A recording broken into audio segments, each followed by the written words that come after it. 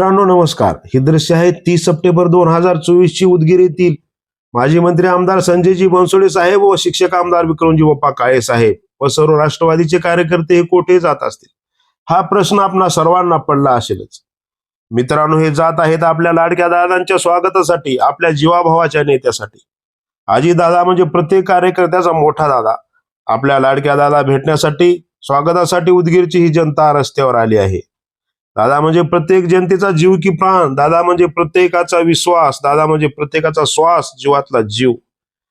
दादा प्रेमाने सांगणारे व हक्काने रागावणारे दादा होते. 7 वेळा आमदार, 6 वेळा उपमुख्यमंत्री, 11 वेळा बजेट सांगणारे वित्तमंत्री म्हणजे अजितदादा. अजितदादा फणसासारखे होते, बाहेरून कडक व आतून मऊ. दादांच्या बोलण्यात ग्रामीण बाज होता, दादांचा आवाज राकट पण गोड होता. अजितदादा प्रचंड अभ्यासू होते, प्रशासनावर त्यांची मजबूत पकड होती. बजेट अधिवेशन म्हणजे दादांचेच अधिवेशन. सचिव, अधिकारी व आमदार यांच्या फाईलमध्ये बिजी असलेले दादा आपण सर्वांनीच पाहिले आहेत. राजकारणातला दादा माणूस म्हणजे अजितदादा. धडाडीचा आणि दूरदृष्टी असलेला विकास पुरुष म्हणजे अजितदादा. जनतेचा नेता, मार्गदर्शक, दिलदार मित्र म्हणजे अजितदादा. लाडक्या बहिणींचा लाडका भाऊ म्हणजे अजितदादा. नीटनेटकेपणा, आपुलकी आणि कडक स्वभावाचा दादा म्हणजे अजितदादा. छत्रपती शिवराय, फुले, शाहू, बाबासाहेब, अण्णाभाऊ यांच्या पुरोगामी विचारांचा पाईक म्हणजेच अजितदादा. माझे मागासवर्गीय बांधव असतील, माझे तरुण बांधव असतील, माझा आदिवासी बांधव असेल, माझा मुस्लिम बांधव असेल, मी शब्दाचा पक्का माणूस आहे, मी कामाचा माणूस आहे, मी दिलेला शब्द पाळणारा माणूस आहे. मी राज्यातल्या जनतेला वाऱ्यावर सोडणार नाही, मी जीवातला जीव असेपर्यंत तुम्हाला वाऱ्यावर सोडणार नाही, असे म्हणणारे दादा आज आपल्यात नाहीत. दादा राजकारणातले खिलाडू होते, दादा अजातशत्रू होते. दादा म्हणजे प्रशासनातलं चालतं बोलतं विद्यापीठ. दादावर अनेक आरोप प्रत्यारोप झाले, पण दादा यातून निर्दोष निघाले. आरोप प्रत्यारोप, राजीनामे, संघर्ष अशा अनेक गोष्टींना दादा पुरून उरले.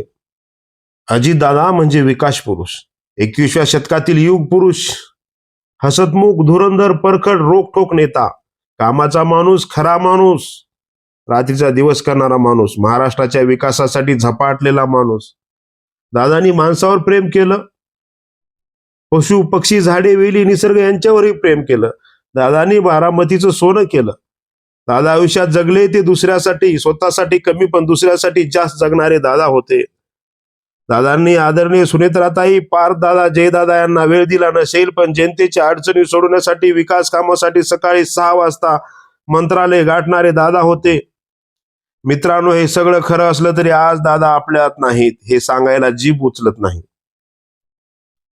जनतेसाठी झुंजणारा, झगडणारा नेता आपल्या जनतेला भेटण्यासाठी सकाळीच मुंबईहून निघालेले दादा आपल्या जनतेपर्यंत पोहोचू शकले नाहीत.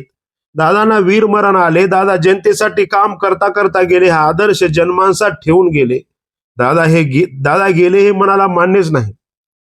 पार्थ दादा, जयदादा, सुनेत्रताई यांच्यामध्ये आपणास पुन्हा दादा शोधायचे आहेत, कारण दादा नाहीत हे महाराष्ट्रातील जनतेचं मन मान्य करत नाही. ताईंनी पेरलेलं शिवधनुष्य या दादांची ताकद आहे असं म्हणायला काहीच हरकत नाही, कारण ते 100% खरं आहे, सत्य आहे. 40 वर्ष दादांसोबत संसार केलेल्या सुनेत्राताई या दादांच्या अर्धांगिनी आहेत. आभाळा एवढं दुःख मनात साठवून मायबाप जनतेसाठी सुनेत्राताईंनी दादांची जागा घेतली आहे. आपणास दादा नाहीत म्हणवत नाही. सुनेत्राताई, पार्थ दादा व जयदादा हेच आपल्यासाठी आता दादा आहेत. यांच्यातच आपण आता दादांना पाहूया. शेवटी अत्यंत जड अंतकरणाने ज्ञानयोग चॅनल व परिवाराच्या वतीने दादांना भावपूर्ण श्रद्धांजली.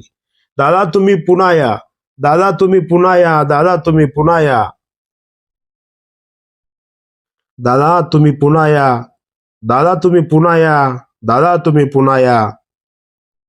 आपल्या जनतेसाठी सतत धडपडणाऱ्या या दादांच्या आत्म्यास चिर शांती लाभावी हीच प्रभूचरणी प्रार्थना.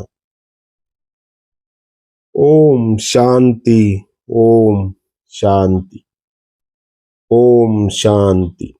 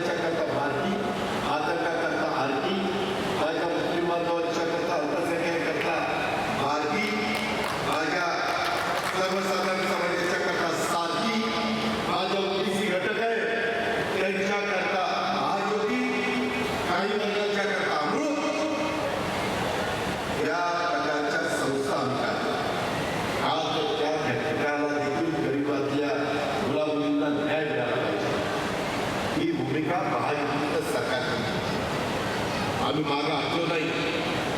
वेगवेगळ्या प्रकारचे आमच्यावर